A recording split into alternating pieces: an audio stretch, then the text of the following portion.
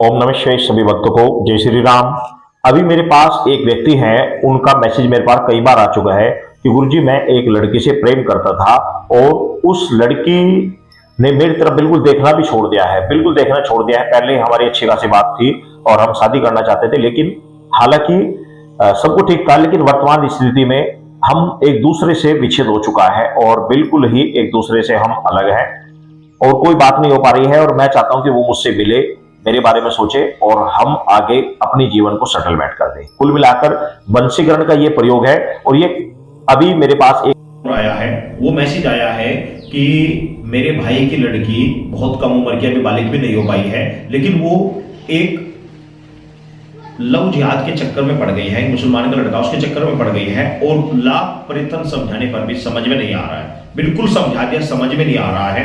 हम चाहते हैं कि वो हमारे वंश में रहे, हमारी बात को माने, अपने परिवार की बात को माने, अपने माँ बापों की बात को माने। उसके लिए आप इसका प्रयोग कर सकते हैं। या फिर आप किसी से बेहनता प्रेम करते हैं, आप चाहते हैं कि मेरी शादी उससे हो जाए, तो आप उसके लिए भी इसका प्रयोग कर सकते हैं। लेकिन यदि आप चाहते हैं कि किसी की बेटी वो चाहते ही नहीं है और आप चाहते हैं कि मैं उसको मैं अपना बना लूं, तो उसके लिए ये प्रयोग ना करना, क्योंकि उनके लिए ये कार्य नहीं करेगा। वर्तमान ये उनके लिए है जो सच्ची वाकई हकीकत में मोहब्बत करते हैं, सच्ची में प्रेम करते हैं, हकीकत में उसे अपनाना चाहते हैं, उसे खुश रखना चाहते हैं, पूर्ण उसे खुश रखना चाहते हैं। वो इसका प्रयोग करें, डटकर करें, 100% कार्य होगा। बड़ा पावरफुल प्रयोग है, ना कोई मंत्र जपना है, ना कोई अनुष्ठान करना है, बस एक छोटा सा कार्य मैं आपको बता दे रहा हूं, ये कर लीजिएगा, आपके सभी कार्य सफल हो जाएंगे। शनिवार के दिन आपने क्या करना है, एक जायफल आपको ले लेना है, 2 पेड़े आपको ले लेने हैं, एक डंडी वाला पान ले लेना है, 5 जोड़ी लौंग यानी टोटल 10 लौंग आपको ले लेने हैं और 10 ही आपको पतासे ले लेने हैं, 2 मोतीचूर के लड्डू लेने हैं। ये सभी सामान लेकर आपको माता काली के मंदिर में जाना। एक बार पुनः समझ लीजिएगा, एक जायफल लेना है, एक जायफल, 2 पेड़े, एक डंडी वाला पान और साथ ही आपने 5 जोड़ी लौंग यानी 10 लौंग और 10 पतासे, 2 लड्डू मोतीचूर के। ये सामान 6 हो गए टोटल। 5 इसमें जो सामान है माता महाकाली के, 2 लड्डू भैरव देव के हैं। ये सभी सामान लेकर आपको शनिवार के दिन माता काली के मंदिर में जाना है और माता महाकाली को आपको ये सभी चीज आपने भेंट कर देनी है।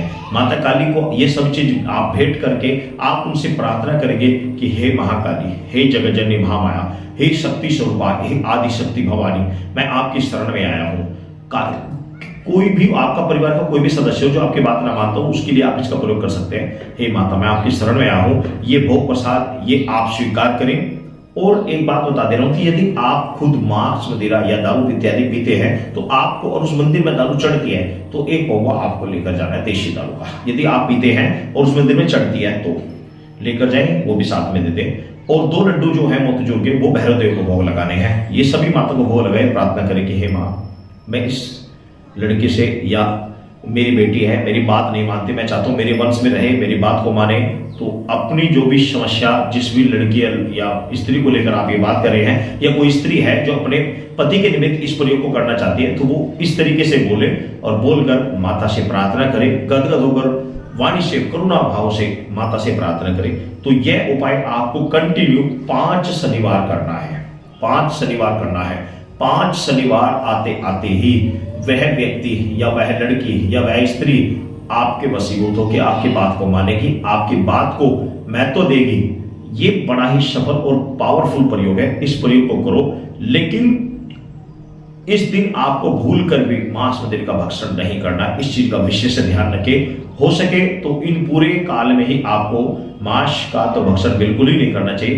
दारू की 1% छूट है, वैसे तो मांस मदिरा दोनों ही चीजें गलत होती है, शास्त्र विरोध होती है, इन चीजों को छोड़ के रखना चाहिए। लेकिन इस दिन विशेष रूप से आपको मांस मदिरा बिल्कुल ही नहीं खाना है और इन 5 शनिवार के बीच में मांस तो बिल्कुल ही नहीं खाना है। क्यों नहीं खाना? क्योंकि ये सर्वम चीज है, गलत तरीके से चीज चलती है, फिर वो चीज जो मैंने बताई सफल उपाय है, शुभ उपाय है, तो इस उपाय को आप करें, सफल उपाय है, एकदम रिजल्ट मिलेगा। सभी भक्तों को जय श्री